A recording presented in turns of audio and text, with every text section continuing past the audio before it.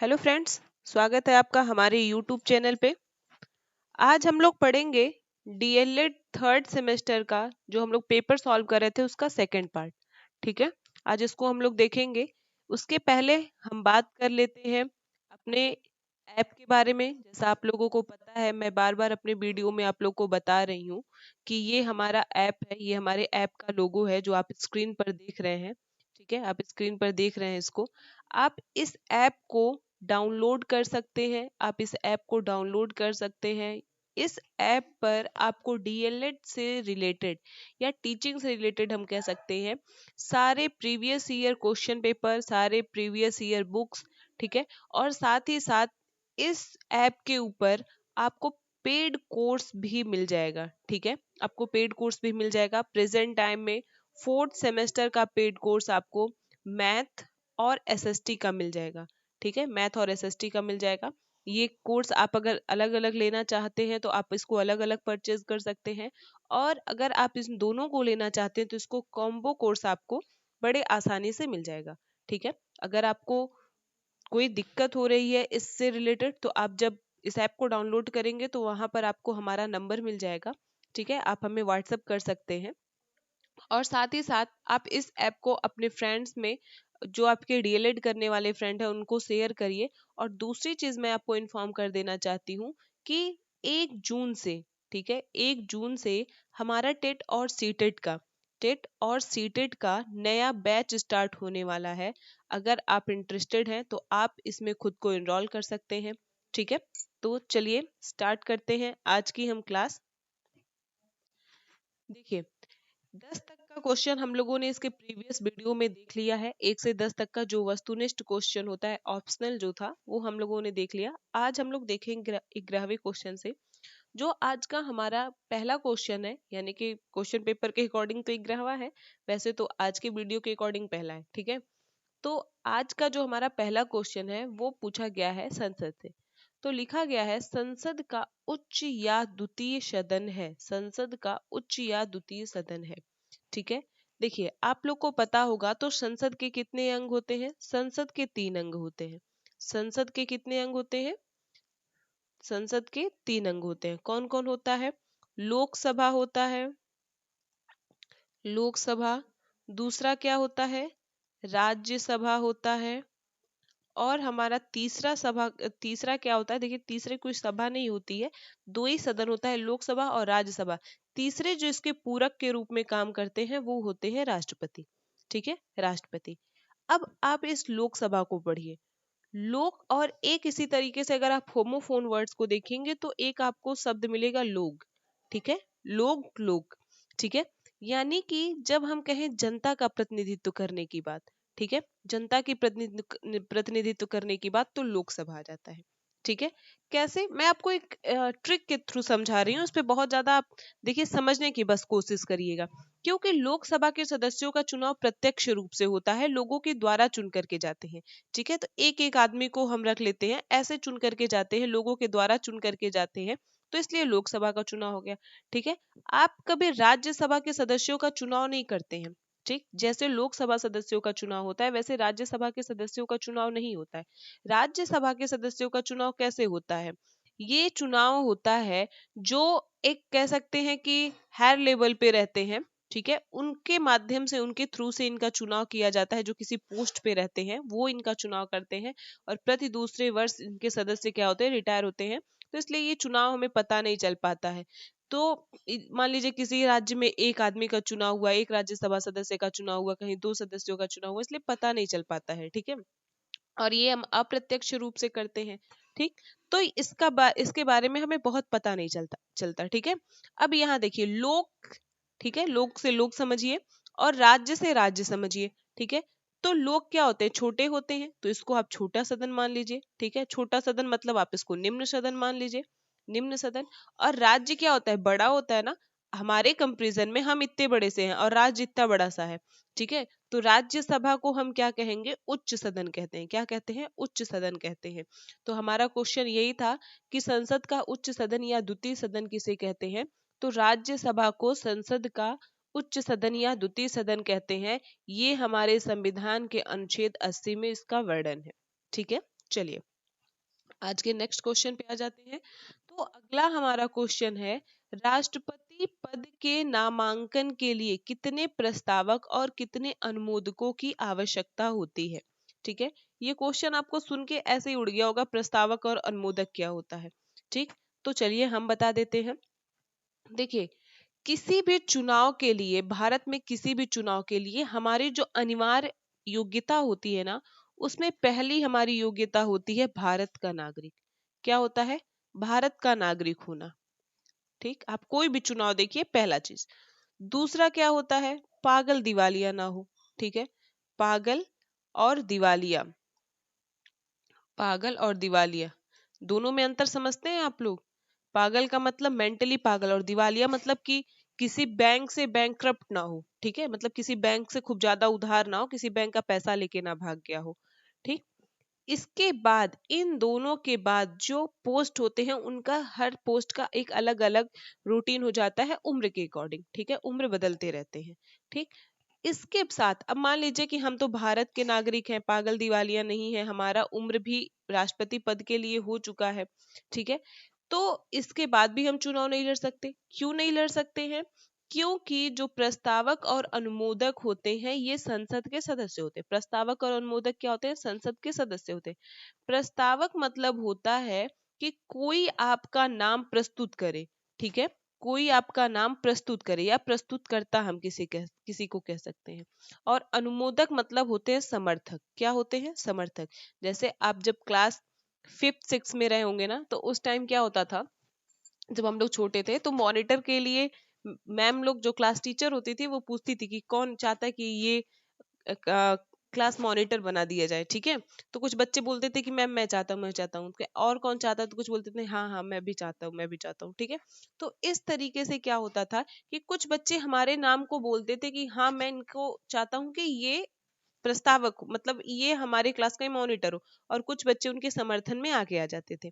ठीक है, तो उसी तरीके से राष्ट्रपति का चुनाव लड़ने के लिए, 50 प्रस्तावक और 50 अनुमोदक की जरूरत होती है।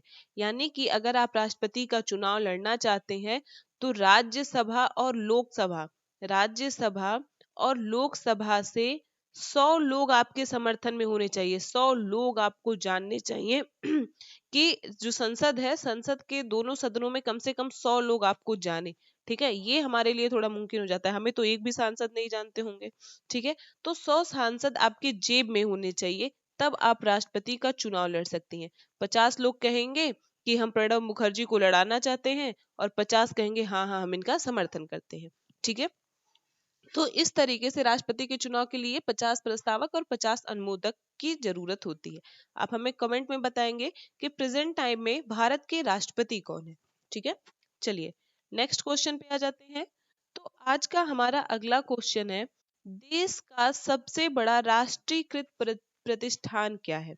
देखिए, राष्ट्रीयकृत प्रतिष्ठान मतलब कि एक तरीके से समझिए कि जो सेंट्रल गवर्नमेंट है उसके द्वारा चलाया जाता है। ठीक है, वैसे तो चलाया जाता है दोनों के थ्रू से, लेकिन सेंट्रल गवर्नमेंट का राष्ट्रीयकृत प्रतिष्ठान की बात करें तो हम केंद्रीय से लेकर के इसको देखेंगे।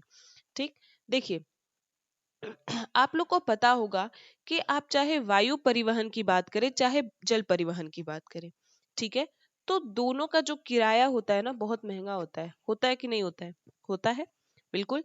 तो कोई भी चीज एक्सपोर्ट इंपोर्ट करने में, किसी को आने जाने में, वायु परिवहन और जल परिवहन का हम कम प्रयोग करते हैं। ठीक है, कम प्रयोग करते हैं। और दूसरी चीज, हम हर जगह वायु परिवहन और जल परिवहन के द्वारा जा भी नहीं सकते। आपको अगर उत्तर प्रदेश से दिल्ली तक जाना हो, और आप उत्तर प्रदेश के एनसीआर में रहते हो, ठीक है, तो दिल्ली तक जाने के लिए आप किसी भी वायु परिवहन या जल परिवहन की जरूरत नहीं महसूस करेंगे। ठीक है, जल परिवहन तो जाएगा ही नहीं। आप रोडवेज से जा सकते हैं, रेलवे से जा सकते हैं। ठीक है, अब इन दोनों में आप कंपैरिजन करिए, तो आपको ये भी पता होगा कि रोडवेज का भी किराया रेलवे के कंपैरिजन में क्या है? महंगा है। लेकिन अगर हम रेलवे को देखें, तो रेलवे एक ऐसा माध्यम है जिसके द्वारा हम किसी भी स्थान से, ठीक है, किसी भी एक स्थान से दूसरे स्थान जाने के लिए हम इसका ज्यादा प्रयोग करते हैं। ठीक है। और दूसरी चीज अगर आप देखें तो सबसे बड़ी चीज ये है ना कि जो अगर आप भारत में विस्तार देखेंगे तो भारत के पास जितना रेलवे का व्यवस्था है, ठीक है, जितना रेलवे का व्यवस्था है, यानी कि जितना रेलवे के माध्यम से हम किसी चीज का एक्सपोर्ट इंपोर्ट कर लेते हैं उतना हम किसी दूसरे माध्यम से नहीं कर पाते हैं, ठीक है। तो देश का सबसे बड़ा राष्ट्रीयकृत प्रतिष्ठान क्या है? हमारा ऑप्शन ए सही होगा, रेलवे। ठीक है, चलिए नेक्स्ट क्वेश्चन पे आ जाते हैं। तो आज का हमारा अगला क्वेश्चन है, देश की मुद्रा की पूर्ति को नियमित कौन करता है? देश की मुद्रा की पूर्ति को नियमित कौन करता है? ठीक है, तो देखिए RBI, RBI reserve bank of India, ठीक है, रिजर्व बैंक ऑफ इंडिया, इसको बैंकों का बैंक कहते हैं। क्या कहते हैं? बैंकों का बैंक कहते हैं। क्यों कहते हैं? क्योंकि ये देश की मुद्रा की पूर्ति को ध्यान देता है, ठीक है। जितने भी बैंक होते हैं सभी बैंकों को वो लोन देता है, सबकी रेपो रेट दर तय करता है, कितना आपको किस हिसाब से ऋण दिया जाएगा, किस दर पे ऋण दिया जाएगा, ठीक है। ये सारी चीज कौन नियमित करता है? ये सारा काम रिजर्व बैंक ऑफ इंडिया का है। दूसरी चीज जो आप देखेंगे किसी भी नोट को, ठीक है, किसी भी नोट को देखेंगे तो उस पे आरबीआई का आपको मिलेगा कि आरबीआई का सिग्नेचर मिलता है, ठीक है। अच्छा अब बताइए 1 रुपए का नोट कौन निर्गत करता है? 1 रुपए का नोट, 1 रुपए का नोट कौन निर्गत करता है? ठीक है, कौन निर्गत करता है ये आप हमें कमेंट में बताएंगे और जरूर बताएंगे, ठीक है। बाकी का जो आज का हमारा ये क्वेश्चन है 14वां, देश की मुद्रा की पूर्ति कौन करता है? तो रिजर्व बैंक ऑफ इंडिया। चलिए नेक्स्ट क्वेश्चन पे आ जाते हैं। तो आज का हमारा अगला क्वेश्चन है, निम्नलिखित में से कौन सा केंद्र सरकार की आय का स्रोत नहीं है? देखिए केंद्र सरकार के आय के स्रोत के बारे में पूछा जा रहा है। अगर आपको पता हो तो इतना तो पता होगा कि जो सरकारें हैं, चाहे केंद्र सरकार है चाहे राज्य सरकार है, केंद्र सरकार और राज्य सरकार, ठीक है, ये सारे हमारे ऊपर कर लगाते हैं। कुछ पर केंद्र सरकार लगाती है, कुछ पे राज्य सरकार लगाती है, ठीक है। और बहुत सारे ऐसे कर होते हैं कि केंद्र सरकार वसूलती है लेकिन राज्यों को भी देती है, और बहुत सारे कर ऐसे भी होते हैं जो राज्य सरकार वसूलती है और केंद्रों को भी देती है, ठीक है। तो आज का जो हमारा क्वेश्चन है उसको पढ़ते हैं। देखिए इसमें पूछा गया केंद्र सरकार के आय का स्रोत नहीं है, तो सीमा शुल्क, सीमा शुल्क बिल्कुल ये केंद्र सरकार का है। आयकर आपको पता होगा जो इनकम टैक्स हम देते हैं वो केंद्र सरकार का ही विषय है, आप कभी राज्य सरकार को इनकम टैक्स पे नहीं करते।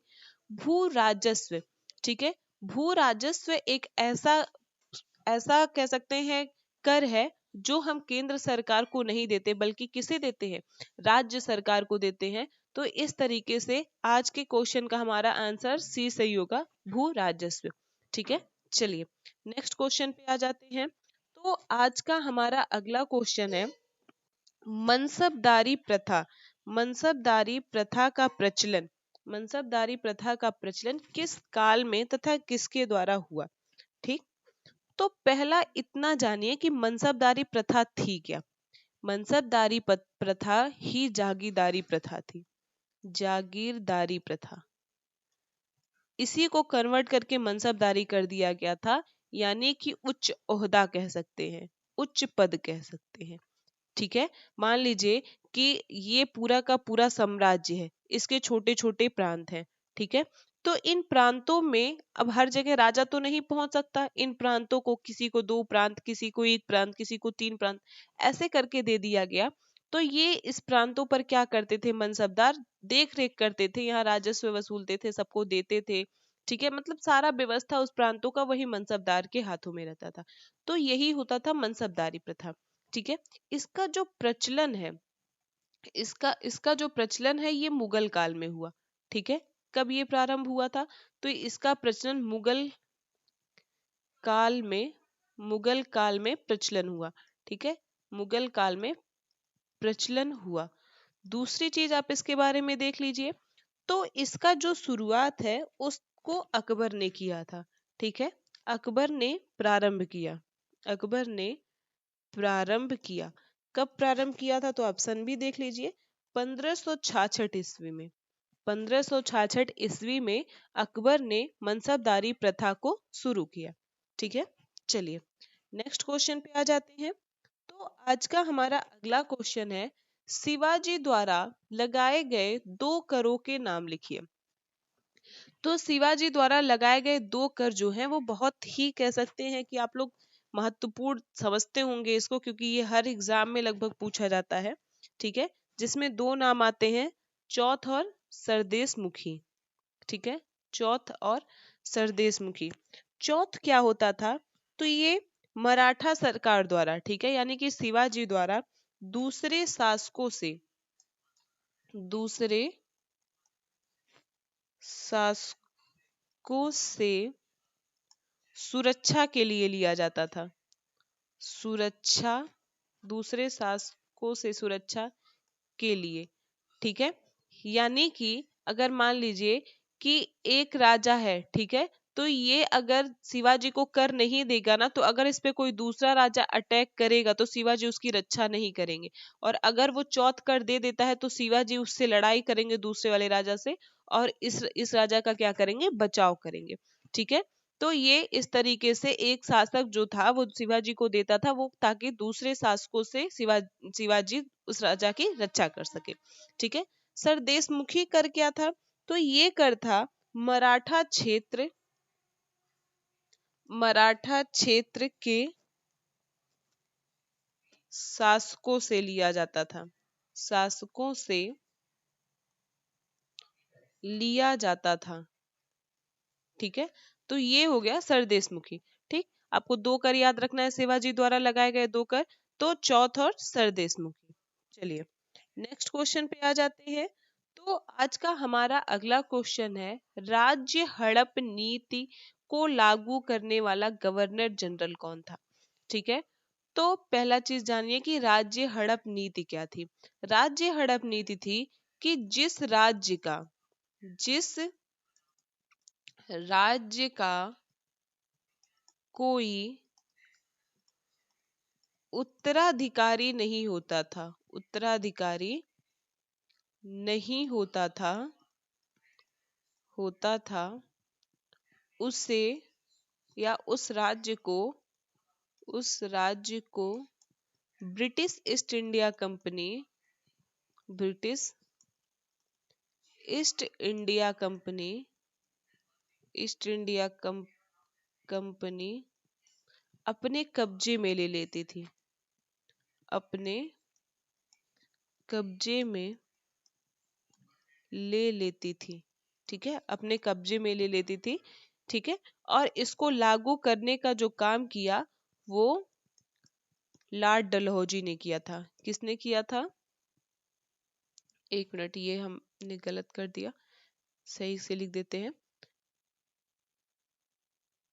लॉर्ड डलहौजी ने, लॉर्ड डलहौजी ने लागू किया। ठीक है, भारत में लॉर्ड डलहौजी ने लागू किया था। ठीक, चलिए आज के नेक्स्ट क्वेश्चन पे आ जाते हैं। तो आज का हमारा अगला क्वेश्चन है, भारत में आने वाली यूरोपीय शक्तियों का क्रम बताइए। ठीक है, भारत में आने वाली यूरोपीय शक्तियों का क्रम। तो चलिए पहला देखिए, पहले आए थे पुर्तगाली। ठीक है, पुर्तगाली आए थे। फिर कौन आया था, पुर्तगाली के बाद डच आए थे। ठीक, डच, डच को लेकर के कुछ लोगों में समस्या होती है। डच आ गए थे 1596 में ही। ठीक है, 1596 में डच आ गए थे, और इसके बाद 1602 में डच ईस्ट इंडिया कंपनी की स्थापना करते हैं। डच ईस्ट इंडिया कंपनी की स्थापना, ईस्ट इंडिया कंपनी की भारत में स्थापना, भारत में स्थापना। ठीक, ये हो गया डच के बारे में। इसके बाद डच के बाद कौन आया, तो डच के बाद आए अंग्रेज। ठीक, अंग्रेज आए थे, और अंग्रेज के बाद आए फ्रांसीसी, फ्रांसीसी। ठीक, तो भारत में आने वाले यूरोपीय कंपनियों का आप याद कर सकते हैं, पुर्तगाली, डच, अंग्रेज, फ्रांसीसी। ठीक है, ये आप याद कर सकते हैं, या अगर आप इसको दूसरे तरीके से भी लिखना चाहें तो आप ऐसे भी लिख सकते हैं। देखिए आपको हर जगह अलग अलग इसका मिलेगा, ठीक है, जो आपके बुक के अकॉर्डिंग मिलता है। अगर कहीं आप देखेंगे तो कहीं कहीं आपको इस तरह से मिलेगा पुर्तगाली, फिर पुर्तगाली के बाद अंग्रेज मिलेंगे, अंग्रेज के बाद डच मिलेगा, ठीक है, पुर्तगाली के बाद डच मिलेंगे, डच के बाद डेनिस, डेनिस के बाद फ्रांसीसी, और फ्रांसीसी के बाद स्वीडिश। ठीक, पूरा क्रम वही आपको मिलेगा। यहाँ अंग्रेज के बाद आप डेनिस लिख सकते हैं, अंग्रेज के बाद डेनिस लिख सकते हैं, डेनिस के बाद फिर फ्रांसीसी, फ्रांसीसी के बाद स्वीडिश। तो जो आपको अंतर मिलेगा ये अंग्रेज और डच को लेकर के मिलता है, वो कंपनी के स्थापना के अकॉर्डिंग मिलता है। ठीक है, लेकिन अगर आप यही लिखेंगे तो ज्यादा बेहतर रहेगा, पुर्तगाली, डच, अंग्रेज, डेनिस, फ्रांसीसी। ठीक है, चलिए नेक्स्ट क्वेश्चन पे आ जाते हैं। तो आज का हमारा अगला क्वेश्चन है, भारत की भारत की सबसे बड़ी बहुउद्देशीय नदी घाटी परियोजना का नाम लिखिए। भारत की सबसे बड़ी नदी घाटी परियोजना का नाम लिखिए। ठीक है, देखिए जो बहुउद्देशीय नदी घाटी परियोजना है ना, इसको पंडित जवाहरलाल नेहरू ने क्या कहा था, आधुनिक भारत का मंदिर कहा था, क्योंकि बहुत सारे ये उद्देश्यों को भारत में पूरा करता था। ठीक है, तो भारत का सबसे कह सकते हैं कि जो सबसे बड़ी बहुउद्देशीय नदी परियोजना है वो है भाखड़ा नांगल, भाखड़ा नांगल परियोजना। ठीक है, ये भारत की सबसे बड़ी है। ये स्थित कहाँ पर है, ये पंजाब में स्थित है। ठीक है, ये पंजाब में स्थित है और ये भारत की सबसे बड़ी बहुउद्देशीय नदी घाटी परियोजना है। दूसरी चीज आप देख सकते हैं दामोदर नदी घाटी परियोजना के बारे में, तो ये भारत की पहली बहुउद्देशीय नदी परियोजना थी। ठीक है, इसको सही लिख देते हैं हम, आप भी इसको नोट कर लीजिए, शायद अगली बार पहली पूछ ले। दामोदर घाटी नदी परियोजना, परियोजना ये भारत की पहली परियोजना थी, भारत की पहली परियोजना। ठीक है, तो इस तरीके से आज के जितने भी क्वेश्चंस थे हमारे वो सब खत्म हो गए। 10 क्वेश्चन हम लोगों ने सॉल्व किया, जिसमें से पहले 11वें क्वेश्चन से हम लोगों ने स्टार्ट किया था, संसद का उच्च सदन बता दिया गया आप लोगों को। ठीक है, तो इस तरीके से आज का वीडियो खत्म होता है। कल हम मिलेंगे अपने नेक्स्ट वीडियो में पार्ट 3 के साथ। 21 क्वेश्चन हम लोग वहां से स्टार्ट करेंगे, ठीक है, और 30 तक सॉल्व करेंगे। अगर आपको वीडियो पसंद आया हो तो आप वीडियो को लाइक करिए, शेयर करिए, और अगर आप इस चैनल पे नए हैं तो आप इसको सब्सक्राइब करिए हमारे चैनल को। और दूसरी चीज मैं आपसे यही कहूंगी कि आप हमारे ऐप को डाउनलोड करके आप उस पे जा करके बहुत सारे फ्री स्टडी मटेरियल के तौर पे बहुत सारी चीजों को देख सकते हैं जो आपके लिए यूजफुल होगा। ठीक है, और साथ ही साथ जो हमारा पेड कोर्स है आप उसका फ्री ट्रायल एक वीडियो के तौर पे ले सकते हैं। ठीक, तो मिलते हैं नेक्स्ट वीडियो में, तब तक के लिए थैंक यू फ्रेंड्स।